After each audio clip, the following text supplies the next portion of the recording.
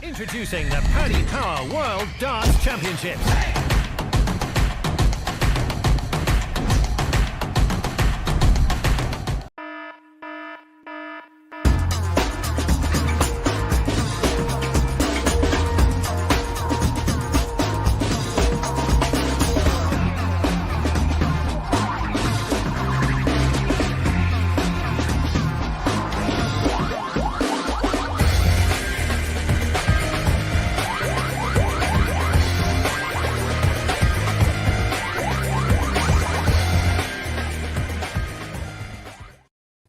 Well, hello there. Very good evening to you. This is the Online Darts Live Lounge. We are back with another episode, as we always are, every Monday, 8 p.m.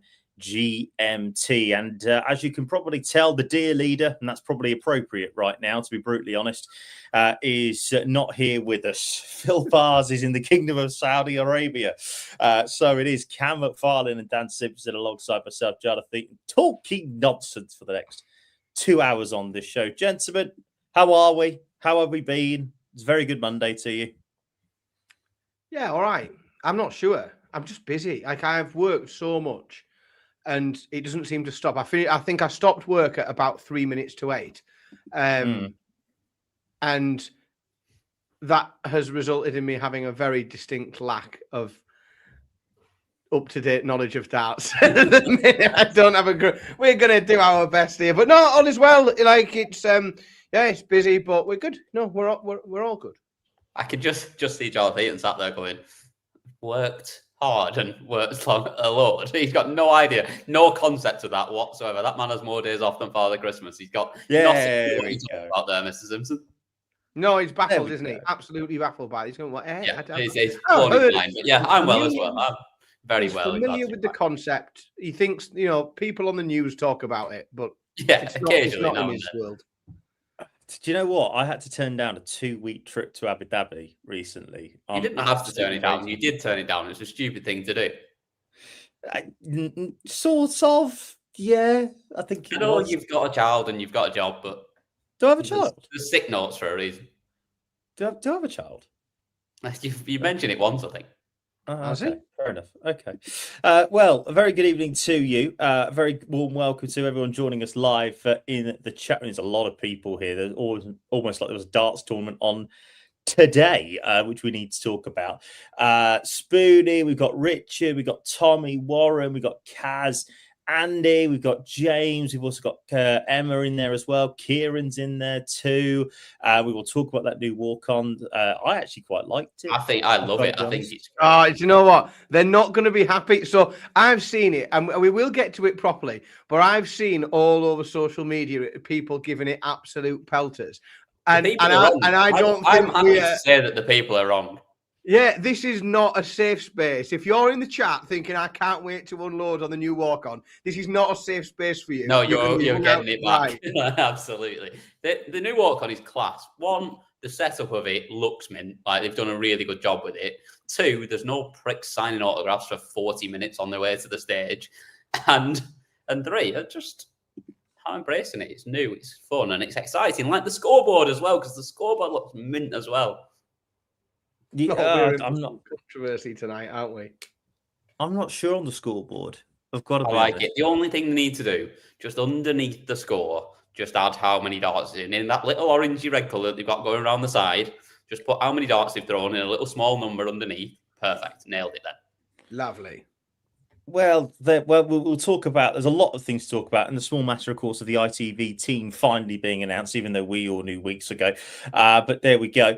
We'll talk about that a little bit as well later on. We'll also get into the Challenge Tour as well. Big weekend on the Challenge Tour. Congratulations to Joe Hunt, who's taken a healthy lead in the first Challenge Tour weekend, and obviously as well probably puts himself to every single Pro Tour event, although that might have to change according to the rules that came out today. So we will go on to that a little bit. We've got James as well in there. More people we've got to shout out. So we've got Bob, we've got Wayne, we've got Bobsy as well, one of our members. By the way, if you haven't already signed up to be one of our members, please do so. You can do so right now in the chat room. Just costs you £2.99. And it really helps us out with the channel as well. Make sure as well that you're liking and subscribing. The boys will put something out on social media because I can't remember how to do it to say that we're live. So thanks very much indeed in advance for whatever you're doing it. We've also got Brad on there as well. We got Marcus, Philip. Busy chat room. Busy chat room. So there we go.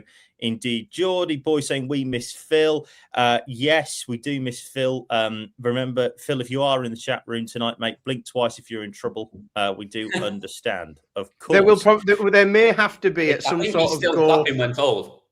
Yeah, there's going to be a GoFundMe, I think, to get him repatriated. I think we're definitely going to need to GoFundMe. Is the famous Mr. Phil Barr is facing 45 years in a Saudi prison for not being told to. Oh, I'll tell you what, North Korea in comparison to them lot, they're probably going to be. Kim Jong's a big fan of the darts. He lets people do what they like. Yeah, everybody does, to be fair. But there we go. Right, so plenty to talk about.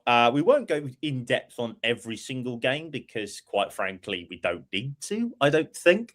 And plus, we want to try and give you some time to do question time as well, because without Barzi here, it means we can actually say a lot of more stuff that we could probably not get away with normally. Let's put it that way.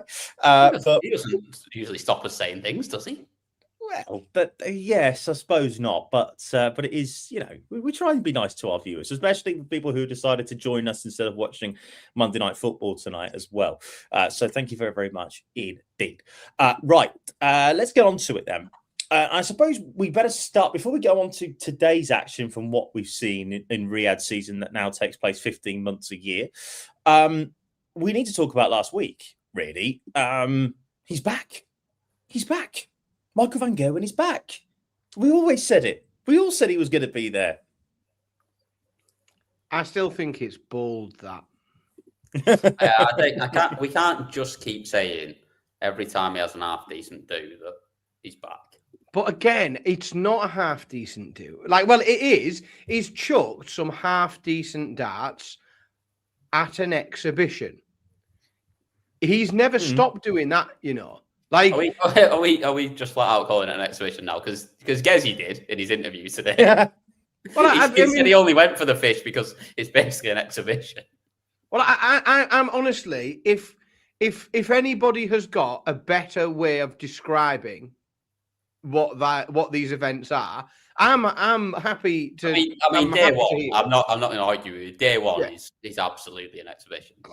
And I think he's played all right. He's played decent, 96, 97, 94. Solid, he's played solid. But this is, let's not forget, short format games. One of them is a free hit. It is encouraging. The free hit was the one he got pushed most in, to be honest. Yeah, it's encouraging. Solo gave him fits for a bit. It's encouraging going into the Premier League. That is encouraging for him because he's got some scalps over the lads he's going to play over a very similar format. So that is positive going into the Premier League. But I just, for me, I'm not biting on he's back, he's here, it's okay. The four horsemen have assembled at the top of World Darts, and until I see something sustained well over several ranking events, at least weeks, at least over a bit of time. Yeah, a weekend is not enough, and he's been too far off it for too long. That a weekend doesn't. We got it last year, didn't we? We would see the occasional night in the Premier League. We would see, but then I still think, I think it was it a couple of years ago when the three of us were in Minehead. Well, no, we were in Exeter watching the Premier League in Exeter, and that's when we all literally saw in person that MvG throw, and you could see how far broken it was. You could see how far away it was from his best when you saw it in person. And I just don't think it's flowing still like it used to. I think he's closer, and I think he might be on the path. But I will still be shocked if he starts turning up people over, across several ranking events. Yeah, I think it's one of those events, this as well, for him. Like, I'm not going to go. I quite like the World Series. I'm not battering it as just an exhibition. But it's one of those events for him. Like, the finals in Amsterdam at the end, in the middle of September. Cracking place, by the way. Wonderful place. I've been to finals of this tournament. Well, hang on. You say you've been to the finals. You went to one day before your mate kind of bottled it, didn't it? Is that what happened? Oh, I still went. Fair. Oh, okay. Yeah, nice. Yeah, when he was like dribbling in bed, I was there on my own. Oh, right. Okay. In which case, I'll give you all the credit you do. Yeah. Go on then. Yeah, it's a wonderful event to go to. Like, anyone that hasn't been fully would go into it, but for him, it's also a wonderful place to win an event as well, because it's a home event. It's a great atmosphere. So he is always going to be up for the World Series, because it just gives him that opportunity to come September, put another trophy in the pot, but also win a big one at home. No, I don't disagree with you. I say he's back just purely because I have to try and play the Phil Bars role here tonight. But yeah, that's it. Literally, just get going. Give us the full lot. Yeah, but your point there about the throw being broken, you're absolutely right, Dan. Like, we've said that for a while. But again, you look at the averages, and yes, again, averages are only a guide. But he beat Stephen Bunting with nearly a 98 average. He beat Gerwen Price with a 94, throwing 7 180s. And then he threw 5 180s against Jan van Veen. 8-6 win, averaging over a ton, with the checkouts 8-12 on the outer ring. Like, again, I appreciate that it is a 2-day tournament, and I appreciate that, we're basically playing a glorified Euro tour towards the back end of it. But you've got to give him credit. It's the first tournament of the year, and he's won it, I think. Yeah, he's got a 100% record so far, so you can't really bash that. Absolutely.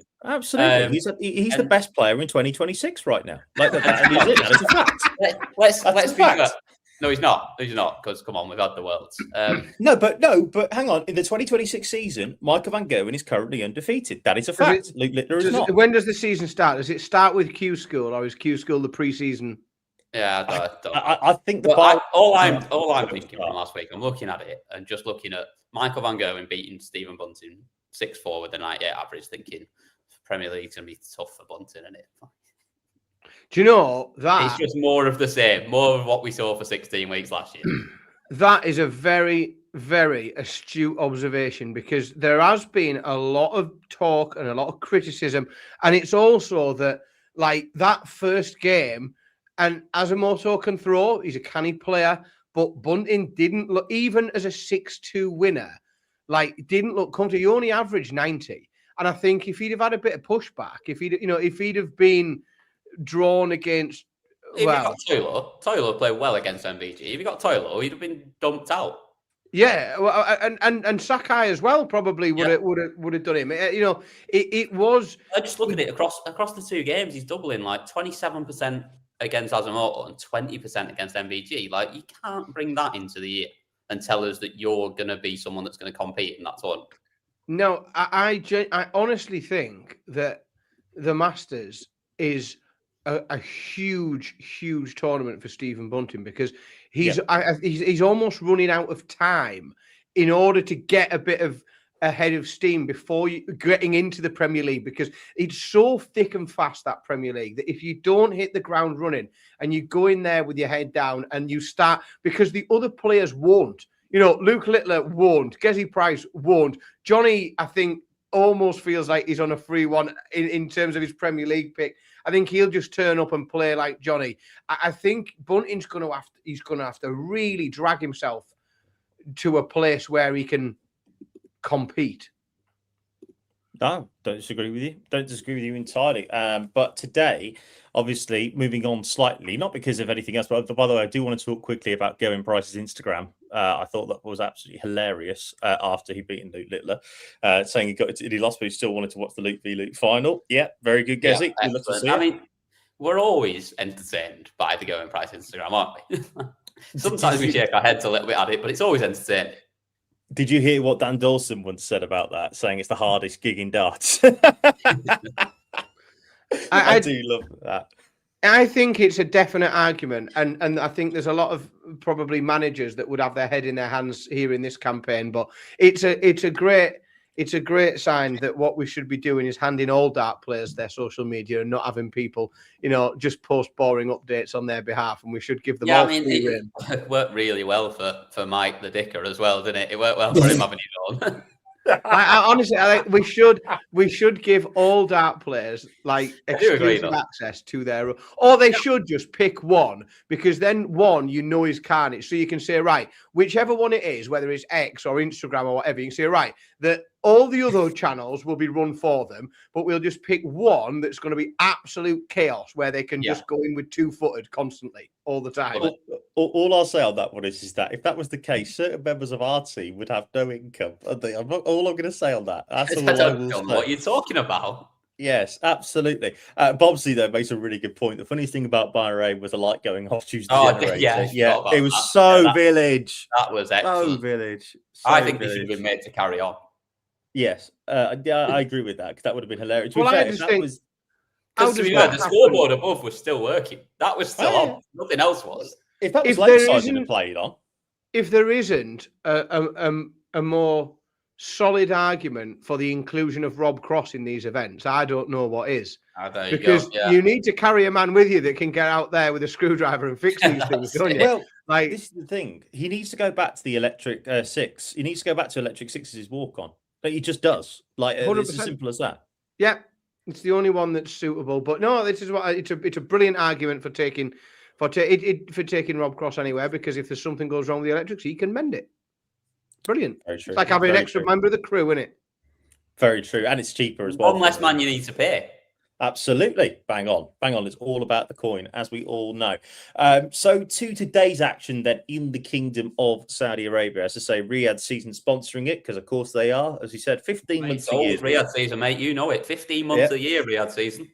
15 months a year indeed. The big shock, though, as we kind of say, is this, right? Is that I kind of have egg on my face now a little bit, don't I? Because I was banging the drum for Danny Noppert to be in the Prem. The Eton curse lives strong, doesn't it? It's undefeated. Oh, it's a strong the NFL predictions this weekend showed us you went 0 from 4. As I said, follow the Discord for more incredible NFL tips, as we know.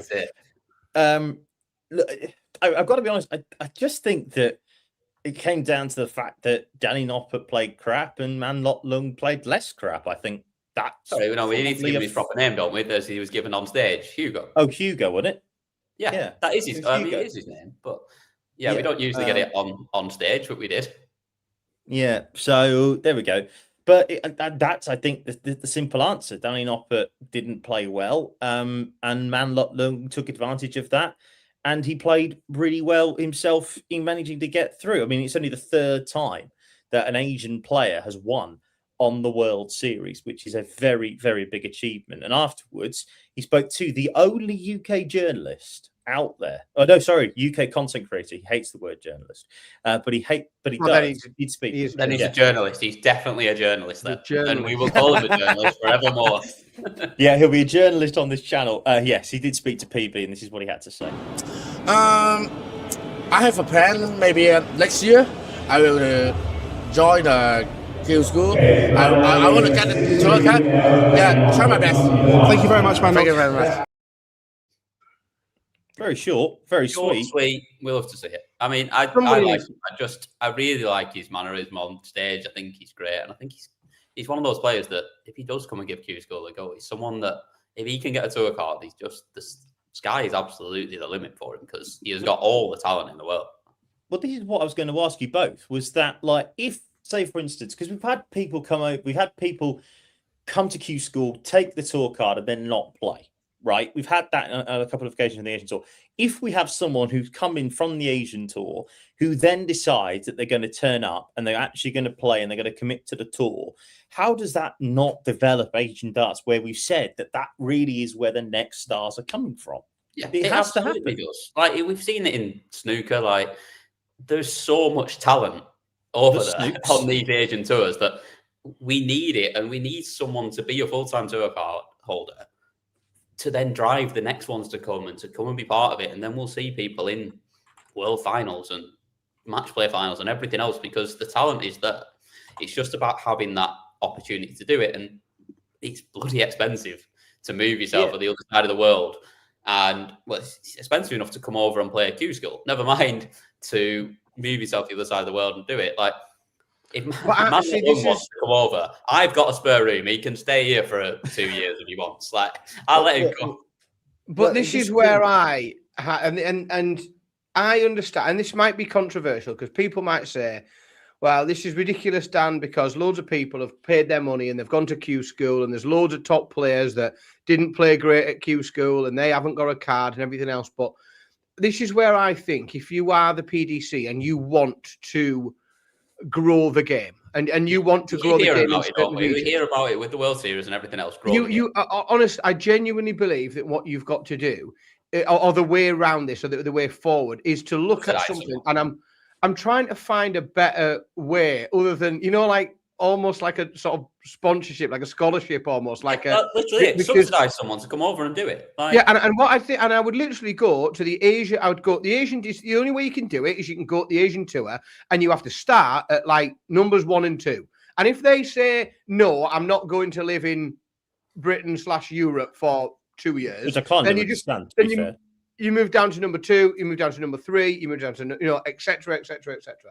And then, and I just think that there should be a package developed as part of the development of darts in that region where, and I don't know what it looks like, but, they put you up somewhere, they sort you out with some digs or whatever that looks like in order to try and bridge that gap, because it's such a huge move, and we've seen the North Americans struggle to do it, and we've seen the Australians struggle to do it. But what I would argue is, I think it's a genuinely tougher move from parts of Northern Asia because the cultural differences are so vast.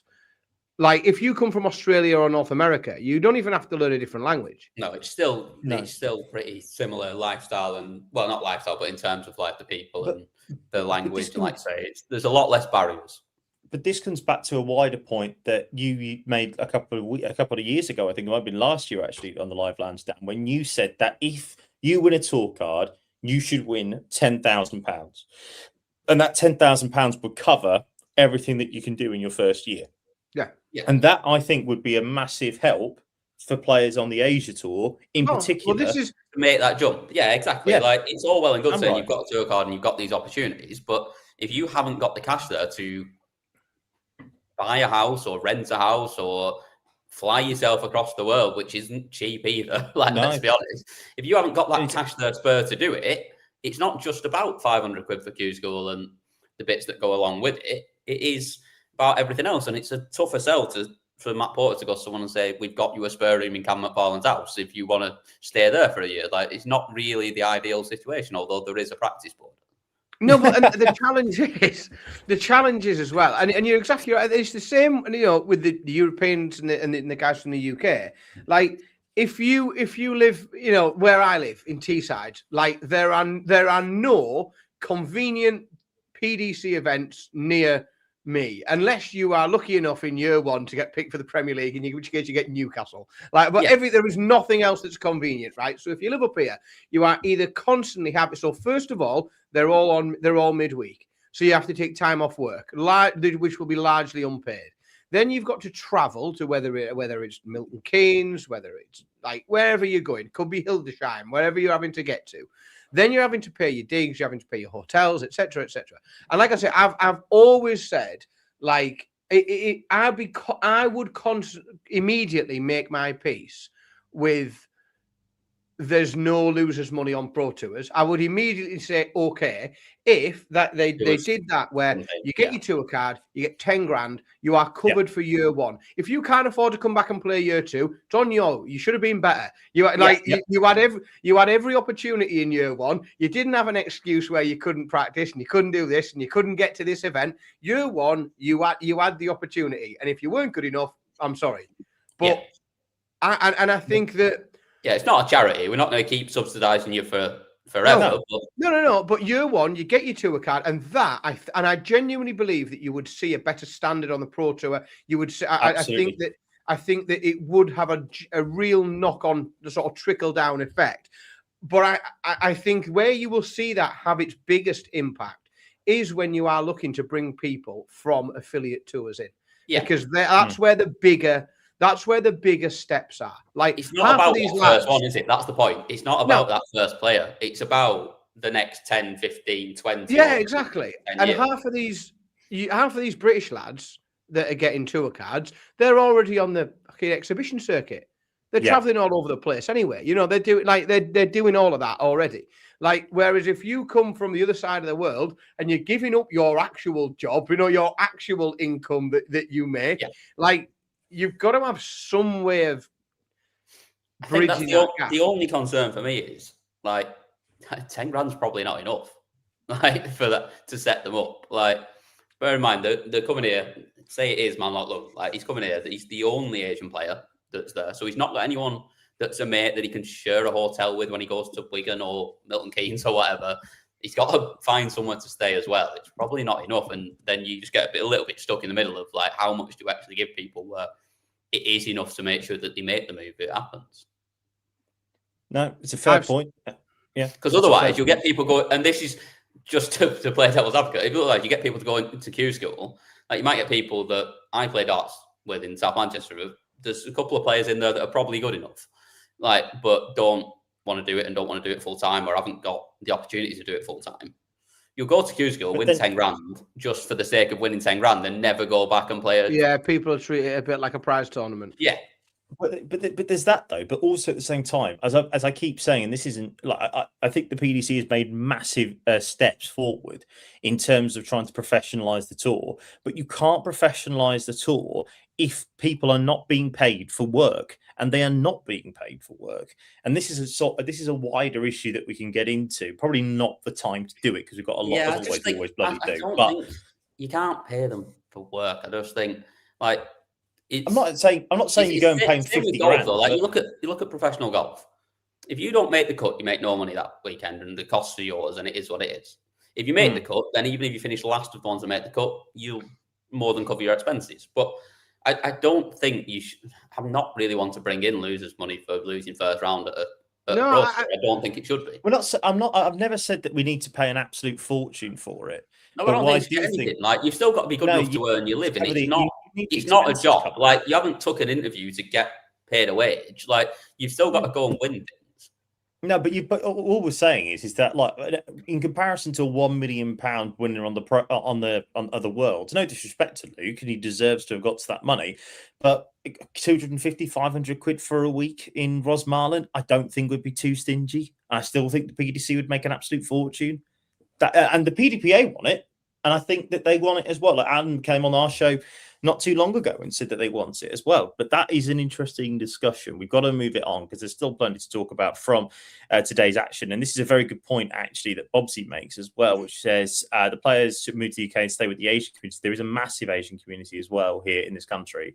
And also sporting visas have got to be quicker for the Asian players. That is a huge thing.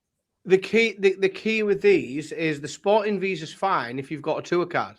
That's the key. So if you allow players to win a tour card through the Asian tour, if you have a tour card, you'll get a visa virtually immediately because you can evidence it's elite sport.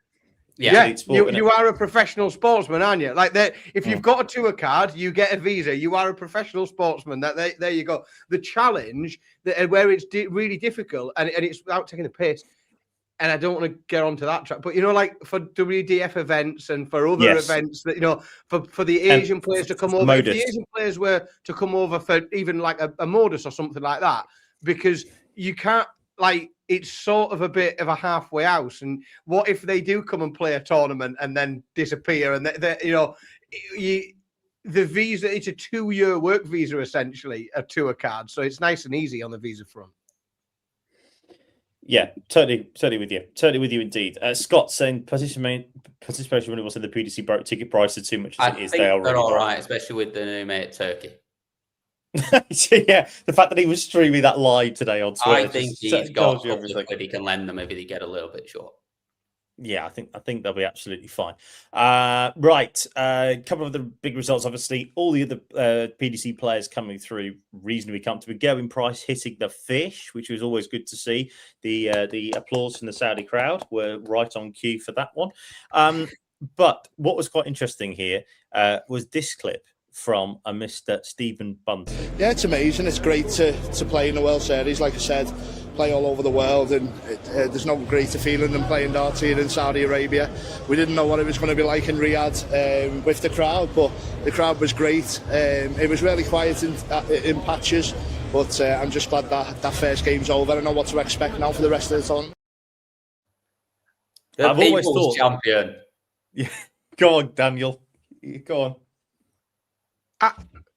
There is no greater feeling than playing darts in Saudi Arabia.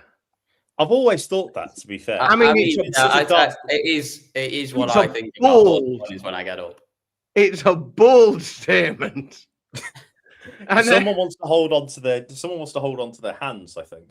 There is no greater feeling. What have you got to be into for if there's no greater feeling? Yeah, wow. I mean, well done. It's just an odd interview, that, especially it was almost like he had to catch himself as well, because we weren't sure what the crowd would be like, and they were really, really quiet in patches. So it's like, no. But you know something? I'm going to say this. I actually quite liked it. I quite like the no boring tables chant. Quite like the no stand up if you like the darts. To not hear Yaya and Colo Toure, I'm fucking delighted.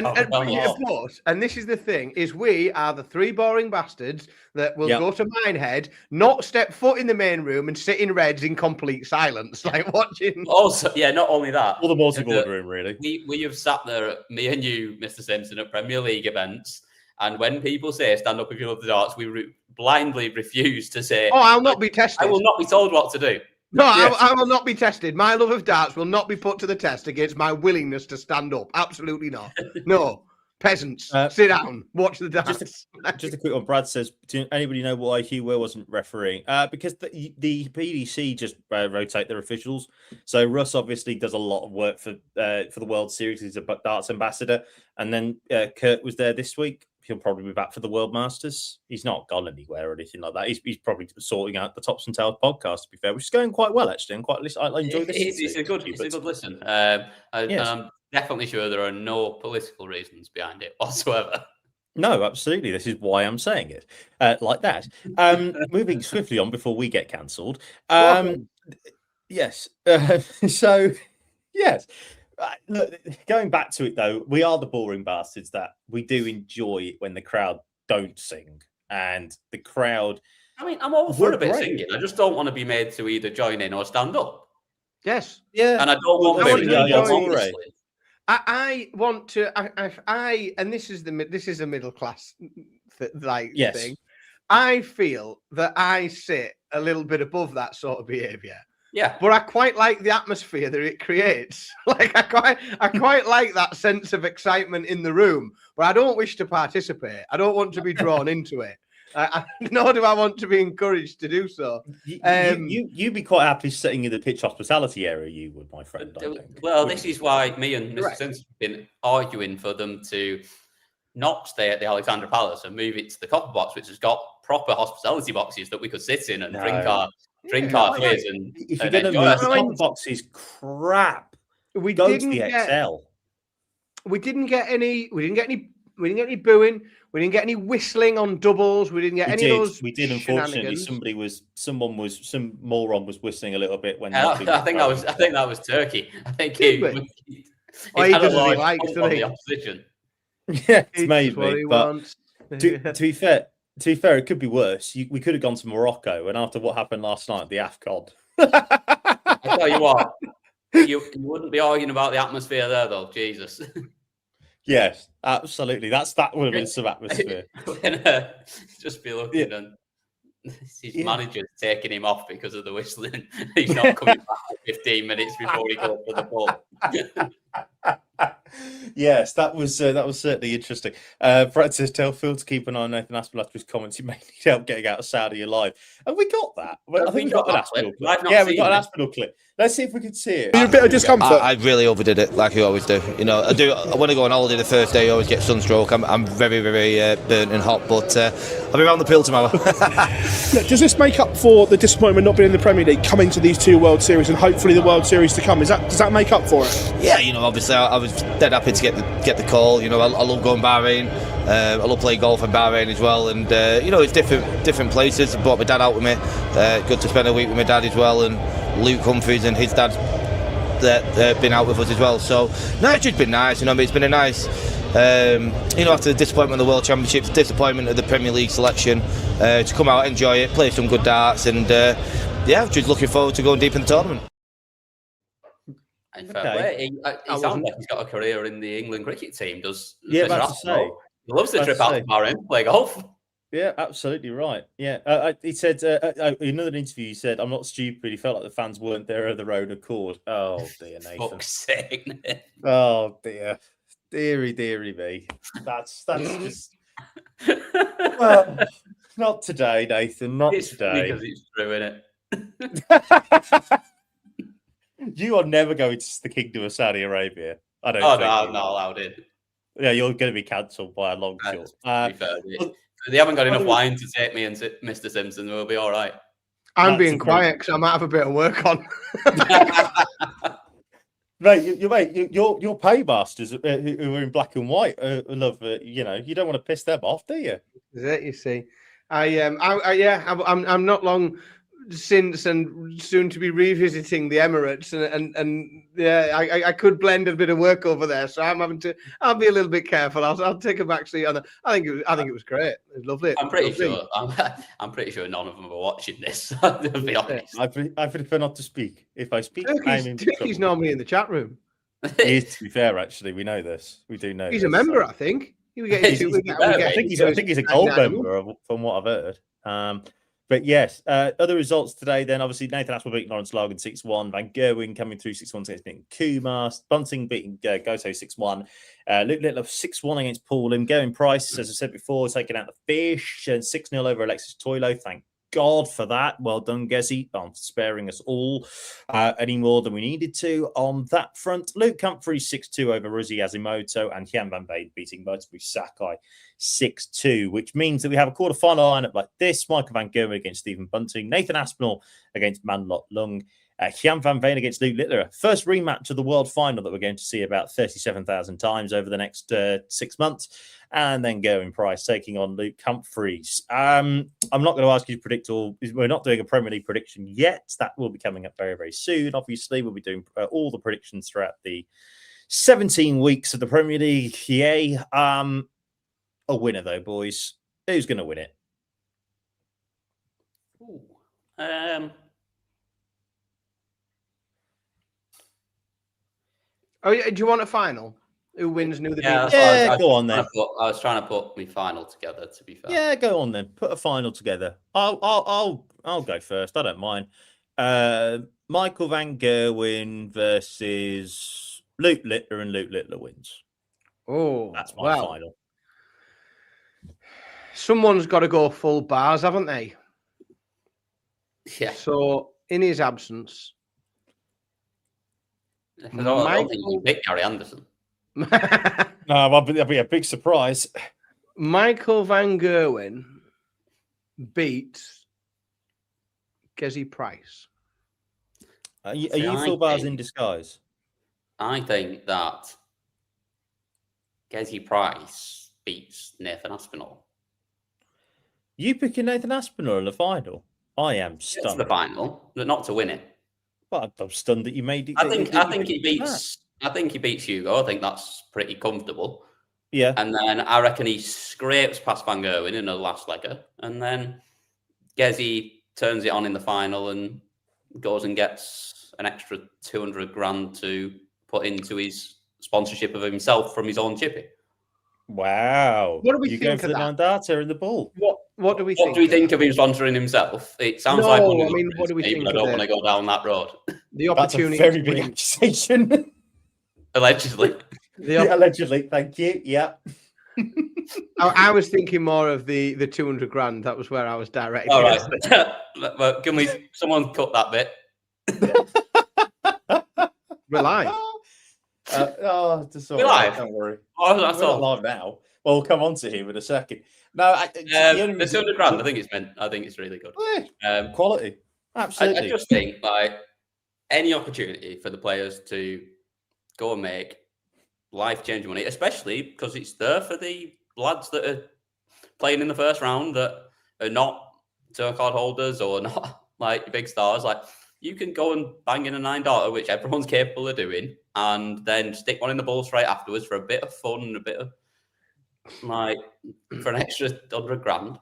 Here's a question, and this is a bit of a like if a tree falls in the woods question. If a dart player wins 200 grand in Saudi Arabia, which is a tax-free country, and they're an independent, contractor, In the UK, they'll definitely pay tax on it. They're not going to have to. That's not taxable, is it? It is in the UK because it's your main residence. It's where you earn your money. Nah, you just buy some of them before you come home, don't you? You need to go to the airport and buy 6 Rolexes. Yeah, don't bring it back. No, don't bring it back. I'm fairly Or sure our rules in the UK is still taxable because it's the same as like when Joshua goes and fights in Saudi or like fights in the US or whatever. It's still. Or just do what certain other people have done and move your main residence to Monaco. Yeah. If the UK isn't your main residence, then it's a very different question at that point. Absolutely. But yeah, okay. So I've got Little beating Van Gerwen. Dan's gone the full bars and gone with Van Gerwen against Price, and Cam has gone with Price being Aspinall. So we'll see what happens tomorrow, 4:00 GMT. It will be live on ITV4 in the UK, and it'll be live across the broadcast partners of the PDC worldwide, wherever you want to watch it. Speaking of ITV, there has been a little bit of news finally that came out. I mean, look, I won't lie, we knew it for a while what was going to happen, but we do have the new team that will be broadcasting. Now, this is the thing that people, in case this game make me sound like a massive nerd, which I am about this sort of stuff, but this is how it's worked. ITV have still got the rights to darts. What's happened is that instead of ITV Sport, which is which is a part of their own production company, which are actually still producing the Snooks on Channel 5, incidentally, are no longer producing the broadcast for the PDC events. Matchroom Productions, just like they do for the boxing, have taken it over, which means that they choose the production team, they choose how the camera's set up, and they choose the on-air talent. So this is how it looks then. We've got Gavin Partington, who's been part of the team, certainly in venue. If you've ever been to the World Match Play or the World Championship, she often hosts alongside Dan Dawson with a darts show. She's doing some stuff on there. She's also hosted the Ladies European Tour stuff as well across the Amrico Team Series. Pete Graves, who has been, a big name on Sky Sports News, also done some stuff with the BBC and ITV. He is another one of the presenters. He will be making his darts debut at the Windmill World Masters, which we will be previewing next week, of course. And don't forget as well that next week as well on Wednesday, we'll have a watch along for the Windmill World Masters preliminary rounds as well before we head off to Her Majesty's Prison Milton Keynes, as we used to call it back in the COVID days. Commentators-wise, Dan Dawson is on the commentating. He will be heading up the commentary team. It is the best move that they could have made. He's still a major voice on the PDC European Tour, major voice on Sky, and he is just, for my money, the best darts commentator in the game. Pundits are different, and they all have to, but in terms of the sheer knowledge of a man, nobody touches Dan Dawson. Mark Wilson and Ian Danter, who've both been doing darts on the radio with TalkSport 2. They are also part of the lineup as well. Love Mark, love Ian. Very, very nice guys. Mark in particular is excellent on the Super League coverage as well for Sky. So really, really good stuff. And I thought, I haven't heard Ian that much on the Pro Tours because obviously normally I'm watching Phil. do him here. But Mark on the Euro Tour thought he was excellent as well. Chris Mason, as part of the ITV team, has been retained. Excellent choice. We love Mason on this channel. I think he's excellent as well as just as a person. Mark Webster as well. He's also a major part of Sky, as is Glenn Durrant as well. He was part of the presentation team a lot for the afternoon series of the Worlds. He's been on Sky for the last couple of years, and he's just brilliant. But of course, the big news, the big voice, the most recognisable analyst in the game, probably still in my money the best analyst in the game, Wayne Mardell, is also in the chat room. Oh wow! Speaking of this, we do have our dear leader is in the chat room. So he hasn't been beheaded yet. So very, very good stuff. That's worse than what I said. Yeah, but he hasn't been beheaded yet. So that's always good. Well done. Well done, Philip. But yes, Wayne Mardell. Phil, just for the record, I'm doing my best to keep them on. Like I'm filling the back of the private chat. I am filling with warning various different things. You put one warning message in there. You've not stopped us saying anything bad at any point yet. Don't forget. No. Don't say this. It's falling on fucking deaf ears. Believe me. What was that? +3. Yeah, that's right. Yeah, bang on. But yes, Wayne Mardell will be part of the ITV presentation team as well. So those are the names. There were probably discussions about if there was anybody else that was going to be retained from the ITV team. That's not what we're here to discuss. Maybe at this point, what we're here to discuss is that do we think that is possibly for me the best lineup in darts that they could have possibly put together? That's just my opinion. I agree. Yeah. I think pretty much. Probably in two ways. I think it is almost like picking, if you were playing Fantasy Premier League, and someone gave you an unlimited budget. I think I'd be like, well, I'll have him and that one. I think it's very, very, very, very good. I think there's maybe a bit of a misconception about, people. I think there's this view of like, sometimes some people were like, sacked, not kept. The important thing to remember is that the ITV production team, the people that were doing this, like they're not doing it anymore. It's a different, it's like, a different company provide. It's like you going into Asda and thinking, the people that work in Tesco's are working in here. This is really strange. This is dead odd. Like essentially what it is one bloke went to work for someone else. Like that's, that's sort of what it is like somebody got offered a job and they went to the other place that's now doing it. So, but no, I think it's top tier to be honest. I think it'll take they'll all, like everybody, need a bit of bedding in. Obviously some of these people incredibly experienced but haven't maybe worked together, so we're going to see twosomes of people that are highly experienced but we've never heard those two together before. I think that's quite exciting, to be honest. I'm looking forward to seeing the blend of some of the guys that we've really only heard on the radio mixed in with some of the biggest voices from Sky, from some of those big iconic TV moments. And yeah, I think it's a really good mix, sort of across knowledge and across, because sometimes there's more to it than knowledge, and sometimes you actually have to be sort of interesting and entertaining to listen to. Like you just have to be, there's going to be something that just draws people into your persona and your character. And at the same time, you need what you want is like highlight real moments, like what Wayne provides. Wayne has a voice that is perfect alongside a highlight reel. When people like, he's a dream, I imagine, for the editors that are trying to chop up bits for little packages and things, because it's such an iconic voice. And I think there's a bit of that in there as well. So yeah, I think it's really, really good. There's a few in the chat saying it, and I'm probably in the same bracket that I'd have liked to have seen Nico in there. Like I just really enjoy listening to Nico. I think his analysis is great. His knowledge of the game historically is ridiculously good as well.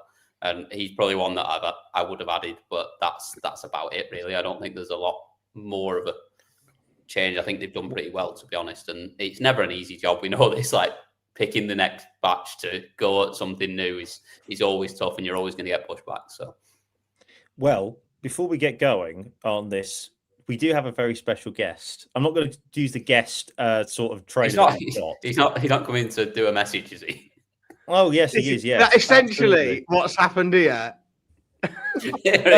Basically, like, Mum has phoned Dad and said he has to come home and deal with it. Like, after the kids. Like, Mum, you need to get home and deal with these kids. I'm sick. This is what Anna does to me. She rings me up and says, you're going to have to come home and deal with these kids. Just come and sort them out.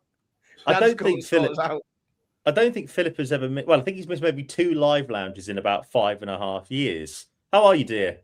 I'm good. How are you, boys? Nice to be on the other side of the world, but still chatting. Yes. To see you haven't been beheaded yet. That's always good. Well done. No, the head's still on. Yes, very good. We were worried that you were coming to give a message that you are okay. I am fine. Nobody's making me say this. While you're with us, yeah, I was just going to ask, while you're with us, obviously, you are very, very fortunate that you are the only UK accredited content creator, not journalist. Journalist. I'll tell you what, I know what it says on his visa, and it doesn't say content creator. Yes. I've seen his visa. But what is it like out there, mate? That's I think the key question. So, what is it like out there? It's more westernized than I thought it was going to be, if I'm being honest. I didn't think it was going to be on Dubai, Abu Dhabi levels, but it's not a million miles away. There is an awful lot of infrastructure going in as we speak. Within the next 4 to 5 years, it is going to be just another powerhouse of modern architecture. Yeah, it's still going to have that Middle Eastern feel and so on, but there is a lot of lights and there are a lot of pretty things going up and going on. Dubai 3.0, basically. 100%. Yeah, just the drive from the airport into Riyadh itself was like, okay, this wasn't what I was expecting. I wasn't expecting it to be third world poverty or anything like that, but I wasn't expecting it to be as westernized as what it is. But this is the question as well, though, because obviously Saudi Arabia have got a load of other events coming up. Obviously, are you sticking around for the Royal Rumble? That's on Saturday. I wish, but there was some award ceremony on last night. Robbie Williams is here. Wrestling next week. It is full on. I can't believe you were not staying out there for that. If he was, he couldn't say it publicly. Again, I've seen his visa. Yeah, but obviously they've got very tight immigration wise. But it's also like obviously they've got a lot of stuff going on. WWE is going there on the reg with TKO. They've obviously got every boxing event under the sun. In the next 10 years, with 2034, isn't it? I think that they're going to be hosting the FIFA World Cup, which is the biggest sporting event on the planet, bar the Olympics, and they're looking to try and bid for that as well.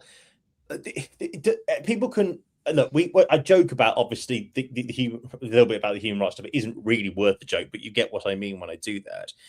But unfortunately, these are the people now that hold the power in the sporting world. It is their world. And they are going to live in it. And we have to live in it. And look, you can either join the train or get left behind. It's as simple as that. There's a reason why every powerhouse sport in the world now does something here. Formula One, WWE, FIFA football, the darts now, snooker, boxing. There's a reason you either join in. All of it. Or you either join in or get left behind. Yeah, and obviously they want to try and base. Everyone says, "Oh, the Saudis are now interested in cricket. They're interested in rugby." They're going to be going after any sport they can because the money is there, and no matter what anybody tries to tell you, money makes the world go round. I sound like Mr. Hearn when I talk like that. In terms of the quality of the darts tonight, it wasn't necessarily the greatest, I don't think, but for an opening night. Surprised how good it was. Okay, fair enough. We've got known practices. Yes. Yeah. that have averaged over a ton, over the 90 mark. I was expecting it a lot worse than what it was. I was actually quietly surprised how good it was. And that should be a signal to everyone that you don't need to practice to play good darts. Yeah. They have proven tonight, the first time a lot of them have done it probably since they were kids, that you can play good stuff without the dreaded practice. Correct. And I was quietly impressed. I really was. I was like, I'm not sure how this is going to go. Have you had a chance after that to speak to many of the players? And are the players buying into it? Some, yes. Others will still take some convincing. The others, it's all in their head, and they say that themselves. It's a mental thing. It is completely between the ears. But when they sit and evaluate what they've done tonight, it can be done, and they've proved it can be done tonight. Do you think, just as a question, do you think the potential 200 grand for the 9 is affecting some players? Because it felt like they're definitely, you could see it like when Luke went 5 into it and missed the 6, like it feels like they're thinking about it. And I think that's probably taking a little bit of standard away because it's ridiculous money. But I'm all for it. I'm not saying it's a bad thing by any means. I'm definitely all for it, but it's a huge amount of money to win on one leg. 100%. Yeah, and they are all thinking about it. As soon as they kick off Max, it's on their mind. As soon as it's Max, right? Okay, golden ball. I didn't think before that. I think literally like they're thinking about it before, and that's why we've not seen many kick off Max at any point. However, if no one hits it this time, would I be surprised if it was $1 million next time? Yeah, no, I wouldn't. Yeah. You want to see it roll. You want to see it rolled over, don't you? You think? But I really, really enjoy the staging of it. I think it's really good. The walk-on looks incredible tonight, by the way. Well, I was just about to ask you about that. For so long, and I'll come in just before you, Phil, because there's so many times we've talked about walk-ons on this show, and the thing that I have said over and over and over again is what I think detracts in any venue from a walk-on is that everybody in the venue that you want to build the atmosphere has already seen that person. When the camera wasn't on them, they've seen them come out, walk to the back, walk at the, like they're not being revealed. They're not coming out. They're not hearing that person's music and anticipating them coming into view. And I just think it's concept-wise brilliant. Would I want to see it longer? Yes. Would I want to see it perhaps interact with the fans at points? Yes. But the idea that music, graphics, then a person, and that the crowd haven't already seen, I think is what it's been missing for so long, just that concept. Well, just before you jump in there, PB, just before you jump in, I just want to say we saw this in the 2021 Premier League, didn't we? And that was out of necessity because when the fans came back in, they couldn't touch them because obviously of COVID. But I thought it added something better to the stage. Now, obviously, it is a very short stage in Milton Keynes, but we can try and gloss over that bit. Do you think that this should be the standard now for the PDC to go forward? Yes and no. Because obviously, having seen it, those rings are huge. Now, I'm not sure if you get them in every venue, but the concept, yes. Like, could you like the one that this would work perfect for is the match play. Can you imagine? That was the first one I thought because where that screen is, and you can get the players to come down the other stairs. They can go straight in the back, and so. For me, Blackpool would be a massive way to do this. Other venues, you'd have to maybe reconfigure a little bit. But the Wild, certainly, because it's a blank canvas, because we're going to the Great Hall next year. Yeah. So we're not tied to the current layup. But yeah, look, it's only event 2, but there has been massive pluses in the production side of it. Has it been perfect? No. I wouldn't expect it to be the second event. No, exactly. but there are massive steps forward. And coming out on the channel, it'll probably be later in the week. I did an interview with Jamie Banks tonight where he talks about the production side of it and so on, and how they want more graphics like F1 and cricket and so on. So look, they are fully aware of what they want and what needs to happen. It's just getting there. It's not going to happen in the click of a fingers. I think there's so many just like small steps. Like, as I said, that just some of it's just concept that then gets worked on and developed, because I think that they will get to a point. I genuinely believe that they will continue to do things like walk-ons, for example. And I think you'll get to a point where they'll start to look at venues and say, well, that venue is no longer appropriate because it can't accommodate this that is so much a part of our production and what the crowd like and how it comes across on television. And they will start to select venues, not just based on like what the criteria we have now, but to look at, well, how does this add to the production? Can we get a ramp in? Is there a tunnel? Is there something like what can we actually do to make it happen? I think the other thing that I would do, and I think, you know, I don't know where you'd do this. World Series might be a good idea to trial it, is if you're doing walk-ons where you can't see who the player is. Like, so if what you're waiting for is music and graphics, I wouldn't release the draw. I don't think we're going to get that. I think you're pushing it a little bit, but it would be great. Wouldn't release the order. Release the draw because the bookies will want it. I wouldn't release the order. Again, bookies will want it. Bookies have to be ready, though. Yeah, that's unfortunately how it works. But yeah, I'm with you. I like it. But yeah, I just think you get that whole, it'll feel more like that boxing walk-on where you even get a little bit backstage from coming out the dressing room before they come to the walk-on. You get all of that 100%. bit in, that little build-up. Also, I don't know if you spoke about it, but there was a lot of noise on social media. There was no crowd noise piped into that arena. It was all genuine noise coming from the people that were in there. I saw a lot on social media saying it's piped in. It wasn't. It looked quite big, though. The room looked massive. Don't know how many people there were, but it looked quite big on television. There was around 500 tonight. But it looked bigger than that. I've got to be honest. It really there was around 500. Well, how many what does Reds hold? Got to be about the same, isn't it? It gave me similar vibes. It genuinely gave me, and that's not, believe me, you three know that ain't a bad thing in my book. Compliment. Yeah. Like, that is a serious compliment. Like, that is the perfect venue to watch darts in my eyes. But it did give me vibes of Reds almost. Yeah, no, it was good. Yeah, just a quick one about Richard saying in the chat room saying, could we see Sky lose the rights after this current deal expires to the PDC and the production? No. Sky have just recently bought the rights and they will maintain their own production on things.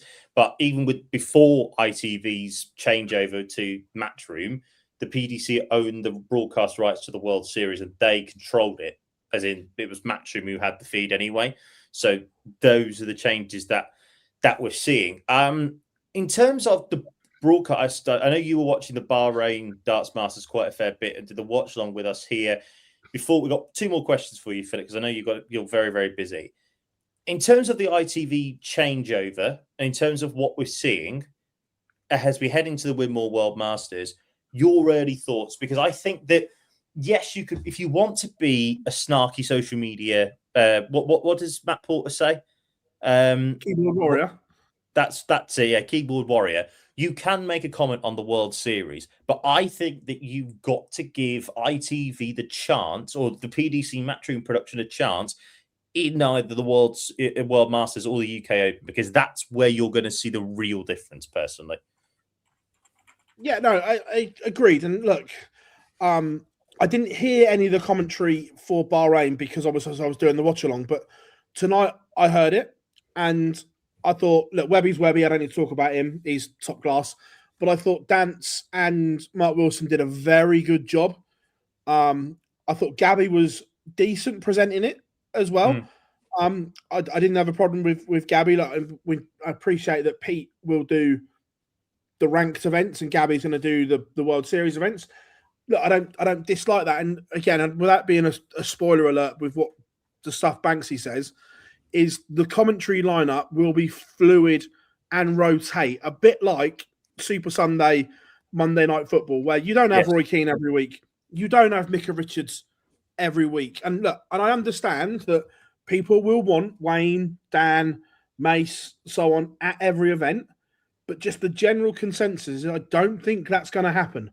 It's I not think it will be- realistic, though, is it? It's not. I it's think not, it will be fluid and move.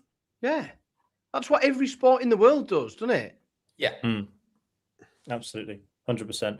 I love this as well on there. Brad, just one quick question. Phil, thoughts on Aspinall saying, I'm not stupid. Most weren't here on their own accord tonight. Don't answer that till you get back. Get out of it. I'll answer it. And it's not, I don't think he's worded it particularly well. Right? Did everyone in there buy a ticket? No. Were they given tickets? That's what he's meant, isn't it? They've not been forced.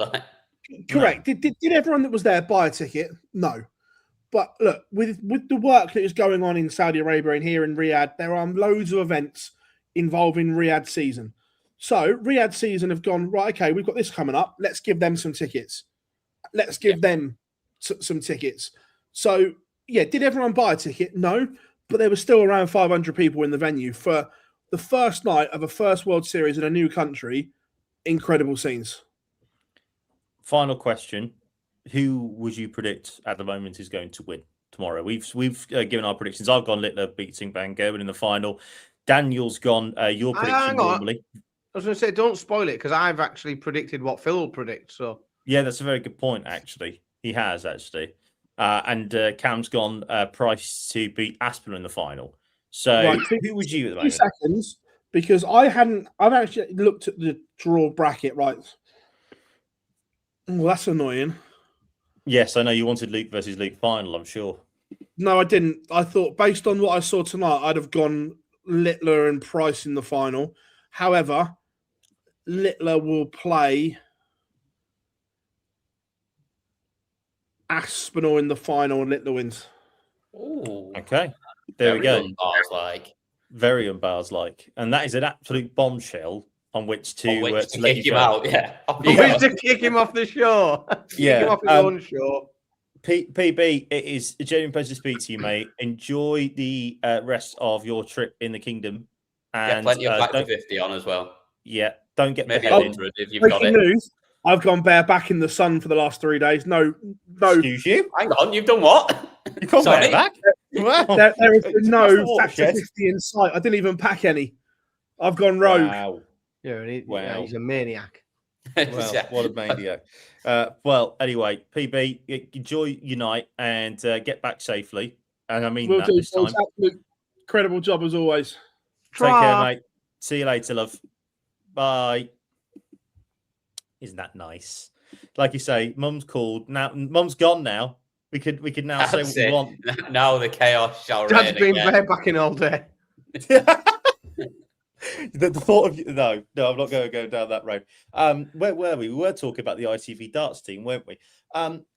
Yeah, the big thing for me is like PB says, I don't think that you can make a judgment on the matchroom production until we get to those big ranked events, and specifically Correct. As well, I think that the Windmill World Masters and the UK Open, those two events are where I am going to make my first proper judgment on the ITV changeover, because the PDC Productions already had control of the World Series. They're just trying to do more with it, which I like. But I think that adding Dan Dawson and Wayne Mardle to more broadcasts of darts, and to be fair to that as well, Chris Mason as well, is not a bad thing. I don't think. And what what you want is you want people to come up with new ways of being good. You want people to do new things. Now, and if you want to almost give someone a blank canvas and say, do something fun with that, start with a multi-board room for them to get their teeth into. You know, like what? And it genuinely, so we're going to miss some of it because the three are going to be in that room. But I'm really keen to see how that is presented, and, you know, who's going to be in that room and how are they going to be moving around it and reporting back from it. And I think there's loads of opportunity there when you've got an event like the UK the UK Open, certainly that first day, is you can That do first all Friday. sorts. That first Friday. Good evening, Mace. Hey, How are hey, you, hey, love? in the chat room. Good to hear you. Congratulations on your new gig. You must have been surprised to hear that you didn't have to get out the P45, pal. Well done, mate. He's Really well he's done. come in late after we all said it was a great idea, hasn't he? That's what it. Yeah, he's listened and gone, yeah, that's it. Tell us, boys. He's Tell us he's missed all the smoke getting blown up his ass. That's what he'll have to rewind it, pal. We were complimentary. You have to go back. But going back to it though, that if you've never been to the UK Open first Friday, that is the best day, in my opinion, the best day in darts. The best session of darts is the greatest session of darts every single year.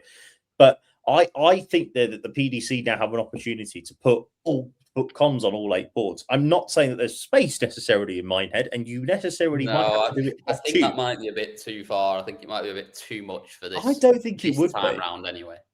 I don't think it would be. I think it would add value to the broadcast. And again, I'm not saying that you have to send 12 people for commentary over to Minehead, but there's a lot of people that do stuff off tube nowadays. Just do it off that. Well, a little bit of what and again, it's concept, because sometimes when you give people a fresh start with it, you can almost sort of do whatever. And a little bit of me wants to see and they've got such a strong team. Yes, I almost want to see like a watch along sort of pod. I don't know what it is. Like that's a better idea. That's the way I go with it. A bit like something that's like tracking, and I want them to cut over, and I want any opportunity. I want like almost picture in picture that we see in lots of different sports. Like when there's like Red nothing going on.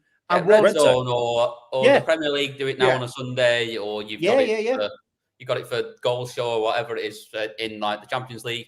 That is a better idea than putting. You don't need comms on every board. I don't think you need comms on every board, but you could have picture in picture, and you could have, you can have a pair of commentators, pundits, 2, 3 maybe, monitoring what's going on. I like that. And you could literally cut to them what's going on over there. Well, at the minute he's 6'4" on there, he's doing this, he's doing that, and you can bounce around, and then you can have your main board just made smaller for a minute, brought back out. Like, I don't know whether we'll see any of that, but I also this is also like event number 1. So you think, well, they'll try some things, and sometimes you've got to walk before you can run, and you've just got to make sure everything works. Really, first of all, haven't you? You've got to make sure that when you plug everything in, everything turns on, and and once you've done that, you can then maybe start to look at, because obviously once you've been to Minehead once and you've tried everything out in that venue, and you've done, you then might leave and have a meeting and think, well, when we come back in November, we can do this and we can do that. So I don't expect too much sort of innovation, let's say, for this particular, the first UK Open.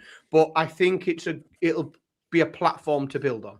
Well, they used to have reporters on the olden days. They used to have that on Sky, where you used to have people go around the boards, and Rod Studd used to be calling stuff that was happening on the boards as if there was like a golf correspondent on 5 Live. Yeah. And then the PDC did trial this watch along stuff at the World Match Play a couple of years ago. I think it was with Lewis Wood Thompson and might have been Murph as well, actually, Chris Murphy, with a couple of others. And it sort of went well, but they couldn't show the action, obviously, because it was being shown by Sky. But now they own the rights to it, obviously, because the PDC production own the rights to it. Can you imagine, like, putting that on players, on the PDC TV pages, like having 2 commentators just going back and forth? That would be more watched, I think, than most of them probably board 1 of the UK Open. No offense.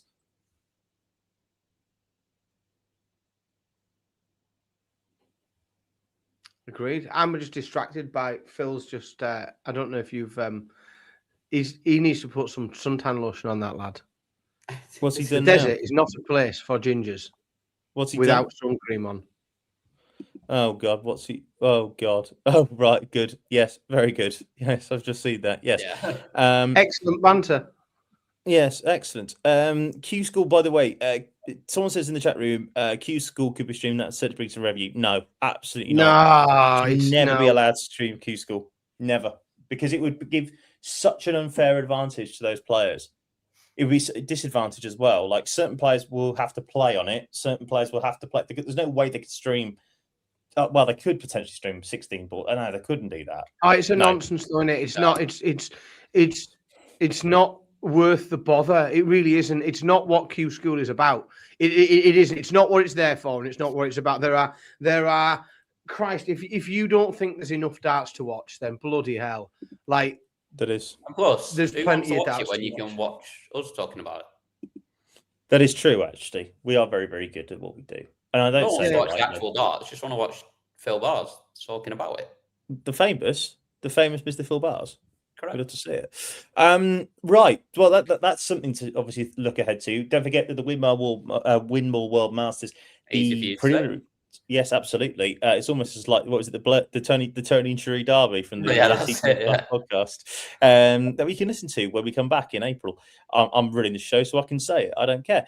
The Winmore World Masters preliminary rounds are on the 28th of January 2026, which is next Wednesday. We will have a live watch along for that with Phil and whoever else wants to jump on with him. And then the World Masters is then from the 29th of January to the 1st of February, so Thursday to Sunday, for the first ranked major tournament of the year.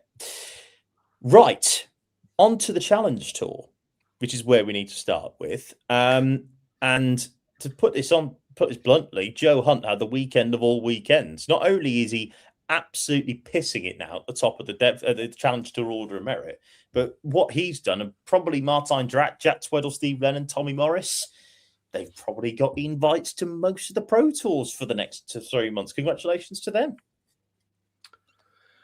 Very good start. And it is, I just think you are, well, perhaps, and we'll probably come to the rule change. But yes, we did think that you were almost guaranteed to be at everyone for the rest of the year. Obviously, there will be a little bit of change. There are a lot of Challenge Tour events, and there is also a serious amount of talent in that Challenge Tour. And when I say talent, I also sort of mean how it's spread and the depth of it, because when you look at realistically the players that are ranked like 10 through 30, like they've all got an event win in them. Like they've all, so yeah. I think it's going to really, really change over the course of the year. And I do think you have to be very, very, very good to get through a season on top of that tour, because the talent is so good. Yeah, totally agree. And we've always said this, haven't we? That the Challenge Tour should be used more to decide who's getting cards. Like, don't get me wrong, I love me some Q School. I think that it's the best week of the year, bar none. But to get over a 24 event period, to only have 2 people get a tour card, I think is wrong. I don't think that's a bad thing to say. I'm with you. I completely agree on that. And it's a better indicator of where someone's at than 4 days or 7 days, depending on when you come into it. Yeah, totally with you. So yeah, also like I said, Jack Tweddle getting a couple of events as well. Steve Lennon, Tommy Morris, Tommy Lishman, Derek Coulson starting off reasonably well. Look, there's a lot of darts to be played along that front, but Martijn Drack as well doing quite well. But Joe Hunt, the early pace setter, 6,450 ranking points already. Very, very, very solid stuff. Well done to him. Right, we talk about the Pro Tours because this is a very important moment. The PDC has changed the European tool rule, and they have fixed this mess very quickly, in my opinion, because now the 16 Pro Tour qualifiers who will get automatic entry into the event will be seeded. Good. That's exactly how it should be. Get to the Pro Tour and go on. Yeah, I think so. Sensible.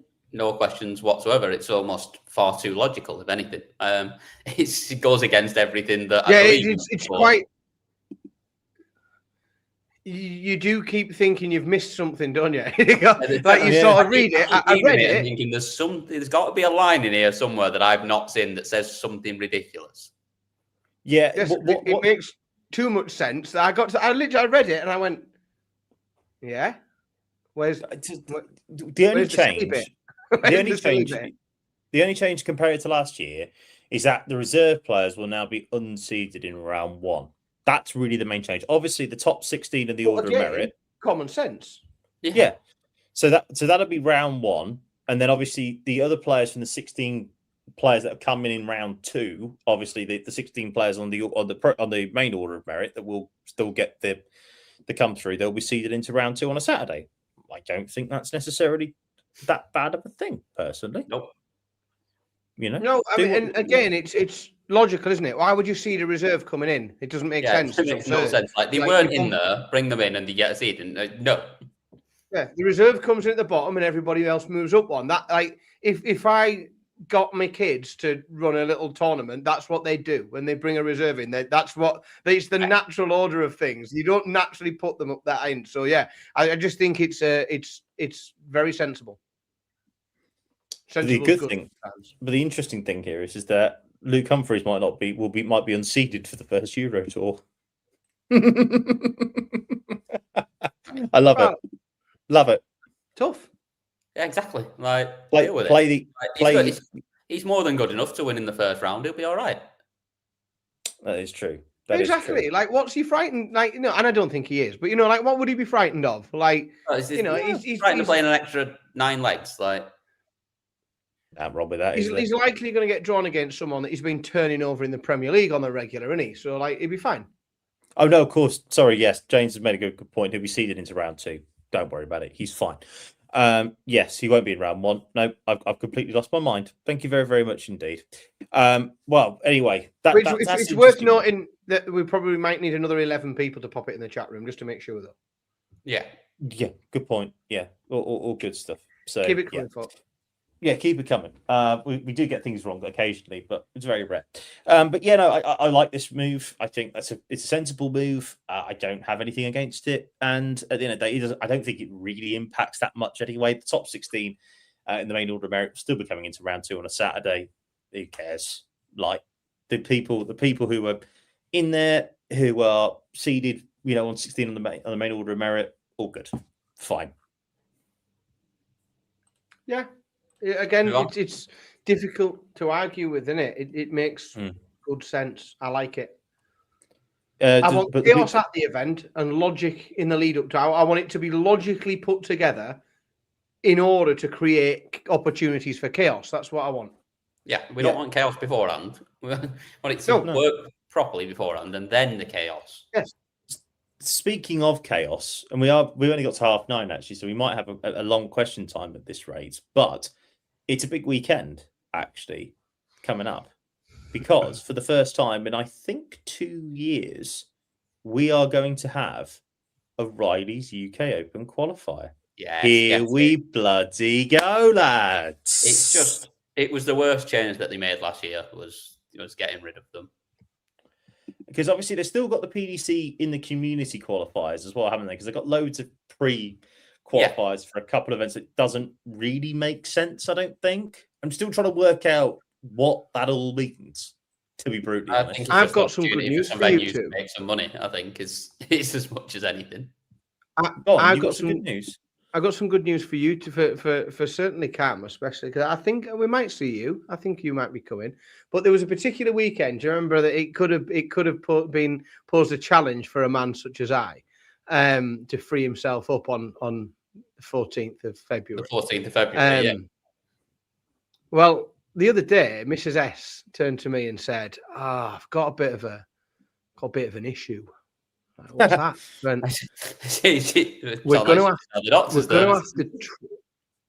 to have to travel to the northwest that weekend because I've got to go to a baby shower. And I said, "Are you joking? Valentine's Day? You've got to go to a baby shower? That's outrageous. I can't believe you've planned to go to a baby shower on Valentine's Day." What am I going to do with myself and all of these plans that? And then afterwards, I said. So after a couple of days, I said, "Don't worry. I've made a plan for the day. It's all right. You carry on. I know I've got something to do." So I will be there as well. I'll be in the Are Northwest. we going to enter UK Open for a qualifier. bit of fun? Oh, 100%. I've got some new darts on it. I'm fucking flying. I sent them to you. Yes. So what?